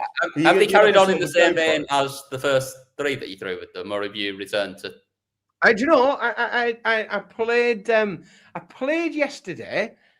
I played yesterday, and I played for a decent amount of time, only against a bot. But I averaged 67, which is about the best I've played in a few, like certainly in a couple of years. I was very, very pleased. But no, they're flowing gorgeous. The long point is exceptional. I am thinking of going bold and going up to 40. Going longer. I'm thinking of going like they're 35s, aren't they? I'm thinking of going up to 40s. So, yeah. But no, I'm gonna come over to the Northwest that day and play the UK Open qualifier. Perfect. I will get myself signed up as well then. I've done it a couple of times. It's great fun. I've only ever won 1 game, but I think there was actually a qualifier. Yes, we did. We had our first ever UK. We've had our first UK Open qualifier at the weekend as well. We did actually. Yeah, it did start already. Yeah. Yeah, in Fleetwood it was actually. So congratulations to Jack Todd as well, who's won 100 quid and is going to be playing on the UK Open stage. So congratulations to him. Well done him. We will have our second UK Open qualifier on Saturday at Riley Solihull. Yours truly will be there for a bit. I don't know. Down, are you? Yeah, I'll have a look. We'll have a look. Of course, we'll have a look. I won't be throwing, obviously not, because you might as well. It's great fun to go and have a little throw. Like I say, you might even you're the worst darts player I've ever seen. But I am. I genuinely think there couldn't be any worse. It can't. It genuinely can't. It's a good event, and you can drink more pints than you throw darts and have a great day. The darts players don't drink, mate. Remember that. I do. We're not professionals, though. Yeah. Is it £100 win? Yeah, it was 100 quid for the winner at Fleetwood. If I win that, I tell you what, that £100 not getting out of Riley's. No, not a chance. It will be spent immediately on as many baby Guinness as I can buy with it. I'm just going on 1 bottle. I'm just going to say, what can I get for this? What's the best thing you can give me for this? I wouldn't risk drinking the wine in there. Jesus Christ. No, although to be fair, well, this time now that I'm back drinking again, Daniel, we might have that picture of wine again on that Saturday in my head. Oh, man! Because looking at 2 years ago when you weren't drinking, the one thing I needed was someone to drink more wine with me. That's what I struggled with that last time. Yeah, do you know what? We'll do that on Superb Owl Sunday, I think. It's funny how the human brain works, isn't it? Once it's had a drink in it, because I did attempt to buy a bottle of wine, and then they explained to me, obviously, even someone such as I couldn't be trusted with a glass bottle, so they had to decant my bottle of wine, and all they had available is they've got plastic. Using the phrase decant to put it in a plastic jug, I'm not having that. I thought, oh, you're going to aerate it. They'll have a decanter or something like this. Will be lovely. And anyway, I got, like the buckets that they put woo-woos in, like with a handle, So they had one of them. It's normally full of sex on the beach. And they put this bottle of wine in. The problem was, like, if that's it come about that far up, so it looked pathetic. So I just thought, oh, you may as well stick another 2 in. You might as well stick another 2 because at least give the jug something to. You might as well stick another couple of bottles in. So then, and of course, there was only 2. There's lots of other people there, but it was like Jonathan and I then rapidly worked our way through this bucket. Do you remember that? Yeah. We got a picture. Talk about yourselves, everybody, at this point. But we got a picture of wine at this point, and I remember the Butlins bar staff taking the piss slightly and go, "Are you sure you want a picture?" We were like, "Yes, we want a picture." Yes. And they gave us those cocktails. You remember those cocktail umbrellas that you normally put on them? Oh yeah, I got cocktail umbrellas in my. No, it said because I think they'd put it in somebody else's, and I thought, well, I'm not being just because I'm a bit classier than that person. I will not be robbed of a novelty umbrella. So I'll have that in me cab sav, please.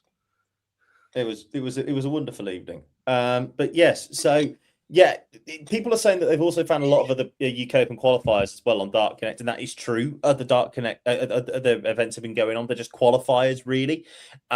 So yeah, they will be going on throughout the weeks and stuff.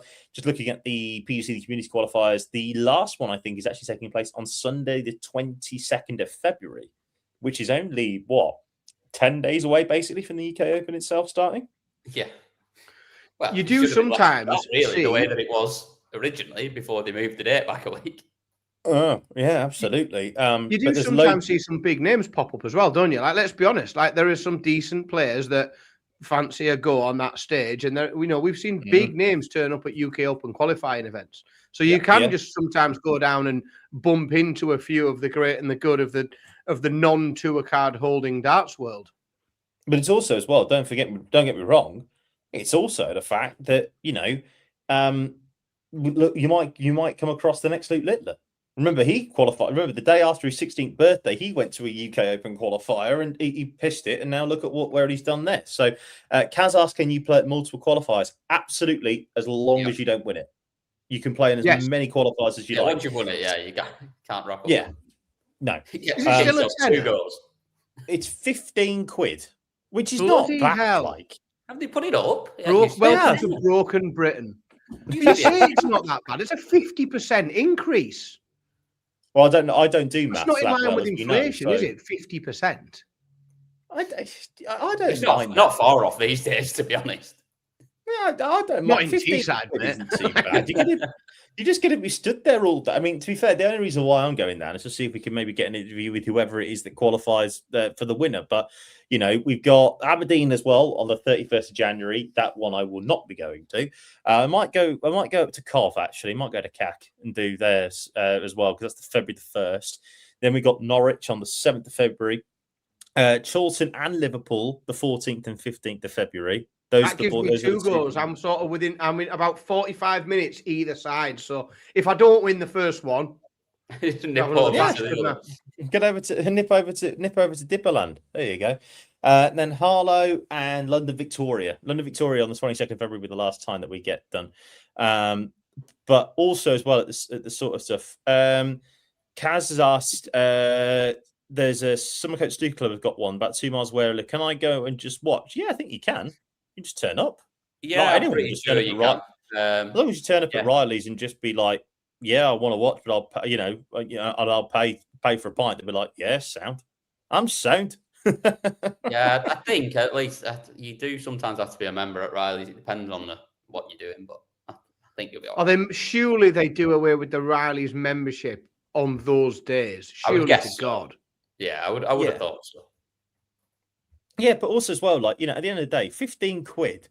And if you get lucky, if you have one of those days, you could be on the stage. I guarantee you, I will not end up on the stage, but I'll have some good fun. It's not just that.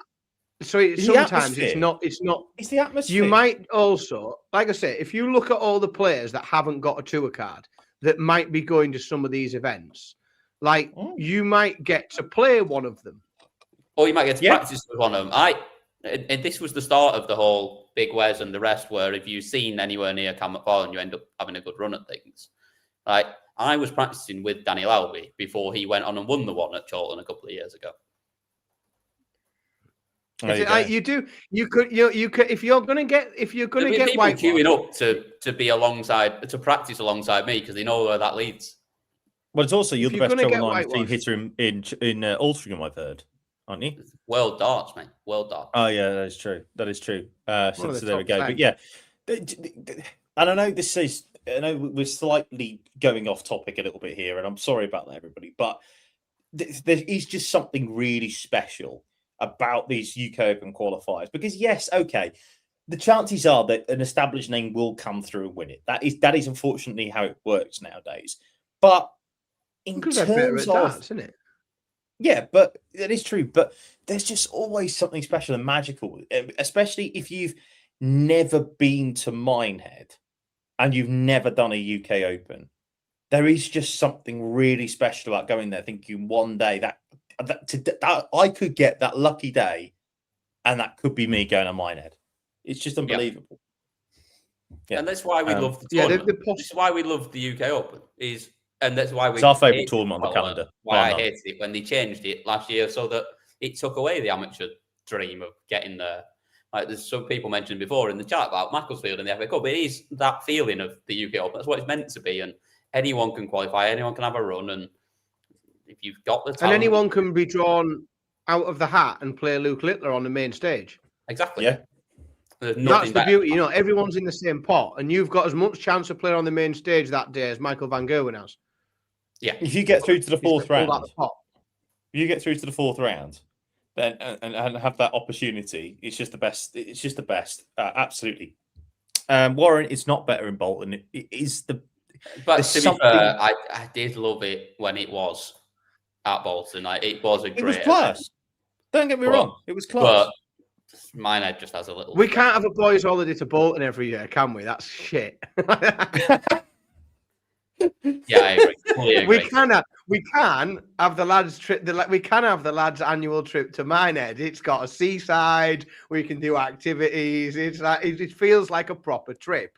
If we just all went for a weekend in Bolton, we wouldn't. No, like me and you are both very much a fan of the last drop, and I wouldn't mind staying I'm there tomorrow. But you aren't getting me there for a full weekend to go to the darts, staying in the Premier Inn across the road. No. But like I say, if anybody is going to Minehead again this year, let us know in the comments, because we will be there. We will be there. We're actually going for the first time ever. I think we're doing 4 nights. Well, I'm not, because I've been because you don't like curry. No, I don't like curry. Weird. I've never liked curry. But then again, you know this. So you've known this for a while. You just put curry in a pie. You won't need pie. You get your Balti pie. How about that? Nah, I've tried a Balti pie before. Never been a fan. But the curry house does do chicken goujons, and you can eat from the children's menu. No, I don't need you that. You can get chicken goujons in that curry house.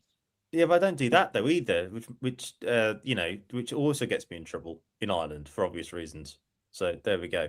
But I'll be in Cardiff doing the Premier League, whereas PB, Dan, Cam, and a couple of others are going to be going down. You must not be there.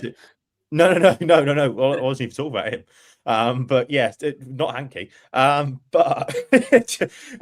But yes, the couple of boys will be going down for the Curry Club on Thursdays. So, and then obviously we'll be there Friday morning, straight out. We should do something again. We should pick a time, whether it's a pre-match or between sessions. Maybe we might pick a between sessions location to have a bit of a meet up with anyone who watches that's there. Because we always bump into every time we go to Minehead, people stop us and we always meet people. We need to just pick I'm making an executive decision here. I'm sorry to interrupt you. Friday night, straight after the draw, between 5:30 and 6:30, we'll either go to Win on the Green or the pub round the corner. Yeah, and we'll meet a few people. Should we do that? Yeah. I was going to say Thursday afternoon for anyone there early is not a bad shout either, because we're probably going to try and find a pub and throw some darts. So. Yeah, Thursday afternoon, the boys definitely going to be throwing darts and stuff. But yeah, Friday night after draw is a very good idea. Yeah, Friday afternoon we'll go to Hot Shots or go into what's it called or something like that. We'll meet up for a pint. Absolutely. I'm not saying we're buying. We might even have we could have the first ever online darts 10-pin bowling competition, couldn't we? Or or pool tournament maybe as well. Oh yeah, pool tournament's not bad. How is the British Holiday Camp one of the highlights of the UK dart scene, because it's a grassroots venue? It's again, I've just said this for a while. It's just there's something really magical about being there for the UK Open. Like, the players is great, and I'm not saying the players isn't, but for an actual event and for the multi-board room on that Friday morning in particular, it's a Friday morning when it opens up at 10 o'clock in the morning, and you see people rushing to get there. In the same breath with Reds, they see people rushing to get there. There is just something truly special about that Friday morning into the afternoon on the first day of the UK Open. And then it just goes on through the Friday. I remember for the Friday evening session last time, and Gob doing his watch-along video, and we're like, we'll get there early, so we'll get at the front. And then we got there. We were not on time as we planned to be. And we got there. You just hear me in the background going, I can't see a fucking thing because there's about 10 rows of people in front, and as everyone that watched the live live knows, I am 1 foot. You are vertically challenged. You're not put together for being stuck at the back, are you, mate? Oh, No. I have to put you up on my shoulders. You could just try and sneak through though. Next time, you could just try and sneak through and all that sort of stuff. So, you could do that. Like just sneaking through like one of the dwarf sections. I don't know. One of the what sections? Speaking of dwarfs, Darren's comment there, he's gone like that's shortest dwarf, isn't it? Yeah. But yes, tallest dwarf. There you go. He's the tallest certificate. There's the tallest dwarf. We'll put something out on socials down the line. Like it'll either be a Thursday afternoon where we're going for a chuck somewhere in a pub. Again, it won't be me, but the boys will be there. Or it'll be Friday afternoon. We'll nip him into Hot Shots or nip into the Inn on the Green or the pub brand, or the pub on site where they normally have a bit of food. We'll nip in there and have a couple of beers with people if anyone wants to turn up. Like, we're not fucking rock stars. We're not expecting a massive crowd, but if everybody wants a beer and wants to chat about darts and wants to do it, yeah, we'll sort it out. Always approachable. 100%, especially if you've got Blue Moon in your hands or willing to buy these two of Blue Moon. That's one way to get to the arts. When the last time I was in Minehead, because I was there working, was dry. And I did have a few beers, but I didn't have a beer like before 11 p.m. Yeah, all weekend in Minehead, and I'll tell you what's really weird, right? If I'm honest. And I thought about you a little bit, Jar, on our last trip, because I walked through, I literally walked from the media centre all the way through the venue, out to the other side, taking in the sights along the way between sessions. And I genuinely thought, God, is this what it's normally like? Yeah, I know. Yes. It's funny walking through that sober. Absolutely. Right, but yeah, we'll work it out and we'll do something. We'll sort something out in our WhatsApp chat, and then we'll let you guys know. Right, it is 9:45. We are going to give an extra long question time because there isn't that much actually happening at the moment in the darts world yet. It's normally next week where it really will start ramping up. Where we'll do the preview for the Wimbledon World Masters, and then obviously as well after that we then have the small match of the travelling circus. So 15 minutes. What do you want to steal a line from Cody Rhodes? What do you want to talk about? Go. Put him in the chat room. Let's go. While we're waiting for that, what else do we want to talk about when it comes to Minehead? I am very, very excited for this one because this is the first time in, I think, 3 years maybe that I can actually do a full trip down to Minehead where I'm not working with the boys. And you're even staying for the Sunday night now as well. Yeah. That's what was on the menu that we haven't got to. We haven't got to Taylor. Oh yes, Dom. That was on the menu. Well done, Rob. Thank you. I thought, yes, it's utterly ridiculous, and he's got off very, very lightly again. And yes, makes me think he has something over some people that are making decisions. I mean, look, the thing is, I'm not gonna joke and all the rest of it because at the end of the day, it's a serious issue. But to be caught when you're already going to be watched after testing positive at another event, to then be caught on the biggest stage, that is just that's the point for me. It shouldn't matter when you get caught or what event it is, but he's been caught twice at the biggest time of the year when there's the most eyeballs on the sport. And to both times give him, firstly, a ban of a month first time round. I wasn't massively against it. I think he did enough at that point. But second time round, within a year, I think it should be 2 years minimum. I feel for the lad, and I don't want people to unduly miss out on opportunities and be out for too long. But also, if you don't put the right punishments out there, then people don't learn, and it sets a precedent that people will not be discouraged from doing the same sort of thing. So- I didn't read the DRA statement. Sorry, Dan. I'm just looking at this now, right? I didn't fully read the DRA statement. Did they say exactly what they found in his system? I don't know. I don't know. if No, they they did. didn't. They didn't announce it, and we definitely haven't heard. No, right. In that case, because it said he tested positive in competition, the committee was satisfied that the ingestion of the prohibited substance took place out of competition. So on that basis, and again, I am dealing in pure speculation, and I'm not trying to do anything. My educated guess there is that it is not a PED, right? He's not taking a performance-enhancing drug.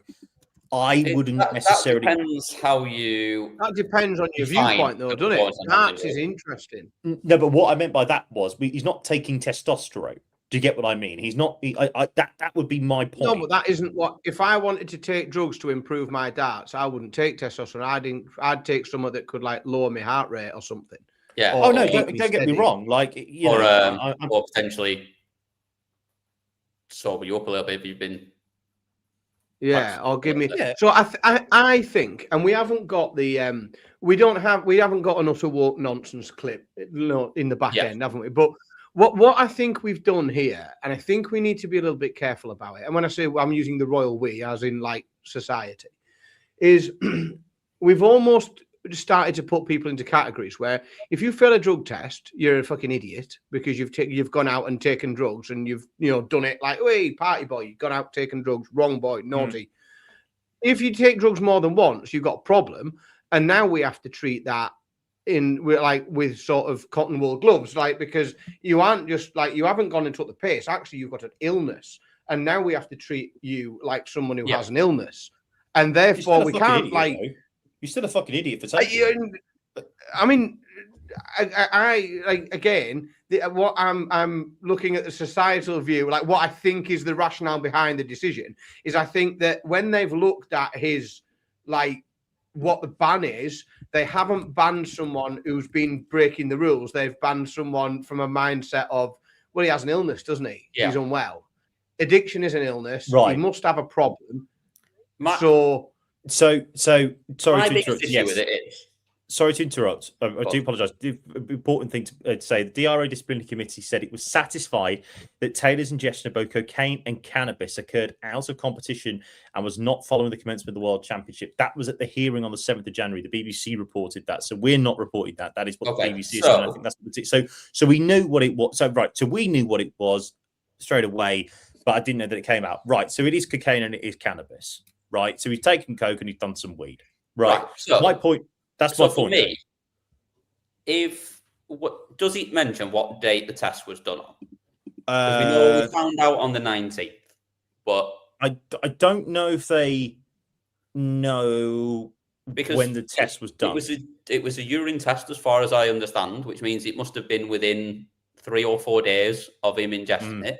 How can they say for certain that was out of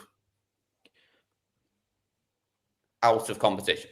And like, I assume they've taken his word on that. Well, they say that the sanction for the second offence is in line with the UK anti-doping rules. Okay, but if you are satisfied that it was out of competition. Yeah. So I think I agree with you. I think 2 years would have probably been the right statement here. I don't think that's a disservice to say, or me trying to be unfair. What's that? I missed that. Sorry. What? Sorry, I was saying 2 years. 2 years would have been the right. I think 2 years is absolutely spot on, and I think it's what you would that's what it should expect be for a second offence. Yeah, 100%. 100%. People have got, when you look, and you also look at the precedent of people that have been banned similarly. Like, I think Richie Burnett has probably got an extra. Like, he got what? He got 18 months, did he? First offence. Yeah. If I was Richie, I'd be looking at trying to take legal action at that point. I really would. James asks, can Taylor play Challenge Tour? I'm not sure is the honest answer. Didn't play Q School. No, but he didn't play Q School, but he still had a card at that point. Yeah. So I don't know if there's a special exemption thing where you can top up like you used to. So I don't know. I don't know the outcome of that. And Tommy Boy makes the right point. It says 2 years of the benchmark will also show you that you lose your card. Yeah, I totally agree.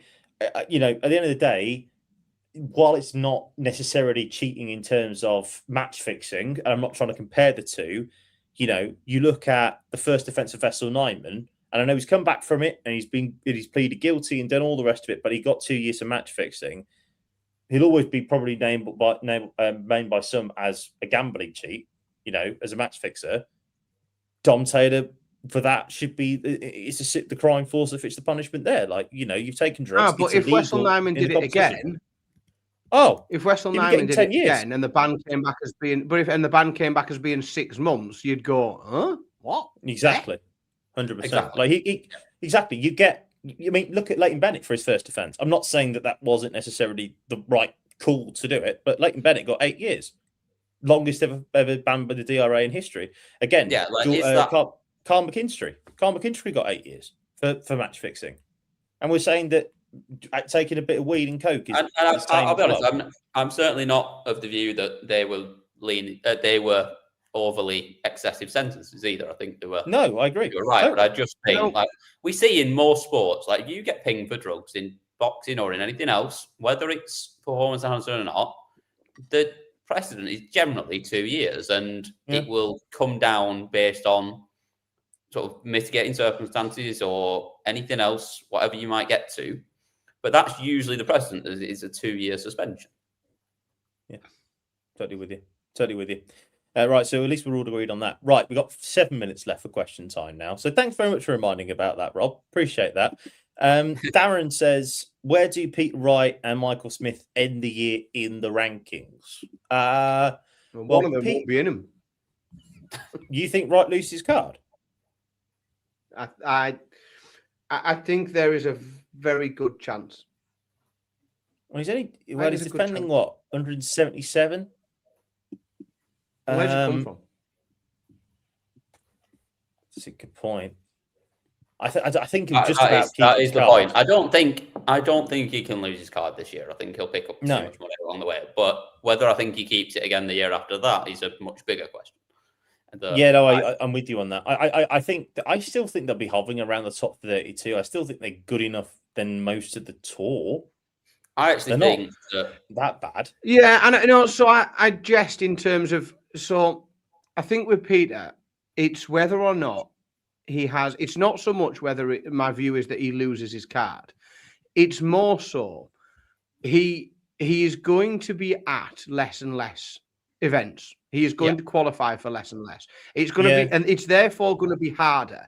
And he's going to start sliding down. And then I think he will have an awful lot of soul searching to do on whether or not he has the appetite to turn up, because he's going to have to play everything he can play to try and qualify for the things that he's not automatically qualified for, which is, so he's going to have to, and is the desire and the hunger still there to be hovering around, somewhere between 30 and 40 and 50 in the world, trying to get back on telly, but playing every pro tour and trying to get new. I don't know. I don't know what his desire is. Do you know what though? I think Peter Wright will turn into a Raymond van Barneveld that actually cares.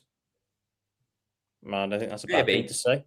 For me, I think that we say end of the year. I think I'm going with what we've just mentioned in the chat there, that Michael Smith has mentioned. Bobsy said that he's obviously said on socials this week that he can practice pain-free and that he's in a, and he's got an hockey position, which is great. What's that? Mm-hmm. You got an hockey. He's got an hockey now. That's an unbelievable setup. That it looks mint, doesn't it? So I think he ends the season in the top 24. I think Peter Wright drops out of the top 32 and ends it around 40th. Well, he's currently ranked 32nd on the tour card race, but that is obviously with a lot still to come on and all the rest of it. Yeah. So I think he might still be hanging about the top 32. And I think Michael Smith will be top 24 as well. Yeah, I think Smith gets to top 24. I think Wright drops down to 40th. Yeah. No, I think almost exactly the same as you, Cam. I think that's where we end the year. Yeah. And then I do think, going into next year, there's a big decision to make for Pete. It's just how much he wants it, and how much does he want that slog to be around?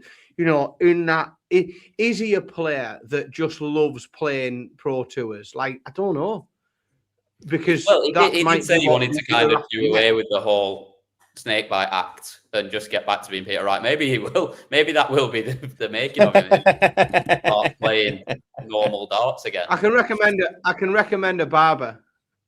If you have to go to a barber, that must have been some time. Yeah, I haven't been to. I'll tell you when I last went. I think the barber that you're recommending died many years ago. I know. So I know when I last went to a barber, it was in 2003. Yeah, that is legitimately the last time I went to a barber. Yeah, it was 2003. Moving on, Kay says, "Do you think Luke Woodhouse will win a Pro Tour title this year?" Yes.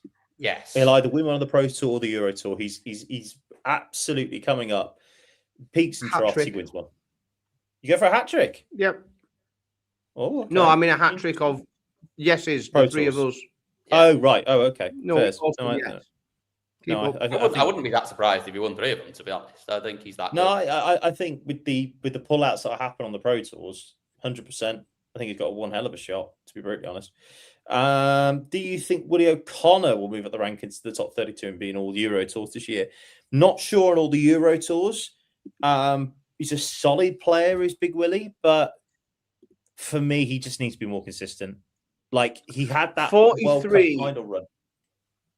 Yeah, sorry, mate, go on. 43 to 32 is a huge. It's 120 grand. Now, that's not only 120 grand he's got to win, it's 120 grand he's got to win more than the 10 people above him win. And but that he is defending a lot less than a lot of them. Yeah, he's defending an He is, but 120 grand is an awful lot of money to make. Yeah. And that's not just the money he has to make. He has to defend everything, plus 120 grand, and hope that no one 10 places above him makes more. So, yeah, when you look at the players sort of between him and that spot, is players that we've seen, players like Gilding, Pietreszko, Cullen, Kevin Dukes, we've seen loads from. Callan Ridge looks on the up. Ricky Evans has looked sharp. So there's an awful lot of players in that, what I sort of refer to as the midfield, in the mid. Yeah. And to push through them into the top 32 it's going to take a really good year, because there's a lot of real talent in there.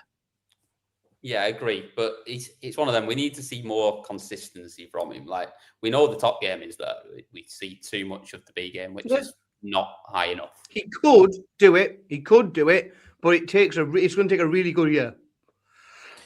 And final question, Brad, will the PDC ever have an event at the Lakeside? Absolutely fucking not. There you go. There's your answer. No. But there we go. Right. That's it. We've got to the end of the 2 hours. Well done, everybody. It's been a genuine pleasure, as it always is, to do the live lounge. Thankfully, we have normality back over next week when Philip returns from the Kingdom of Saudi Arabia. I'm sure we'll be wearing a headscarf and all. But it's been a genuine pleasure. Thank you very, very much indeed to everybody in the chat room. This will be available as an audio-only podcast as well. So if you're listening to it on that, thank you very much indeed as well for listening to us for that. What to come? As Barzi said earlier on, we have an exclusive interview with the head of broadcast, Mr. Jamie Banks from the PDC. He will be talking us through everything that you'll be expecting on the 2026 ITV broadcast that'll be controlled by Matchroom Productions. We've also got the live lounge back again next week on a Monday night, 8 o'clock. We'll be looking back on the Saudi Arabian Darts Masters, and also as well, we'll be looking ahead to the Winmore World Masters, the first ranking event of 2026. Make sure, of course, if you haven't already, drop us a like and subscribe to the channel. Really do appreciate it. And thanks again to everybody who's been involved in the chat room tonight. It would not be possible without you. But from Cam McFarlane, from Dan Simpson, and from myself, Jada Theaton, thank you very, very much indeed. This has been the Online Darts Live Lounge. We'll be back again, same time, same place next week. We will see you again, though, very, very soon. Until then, have a fantastic week. Take care. See you later.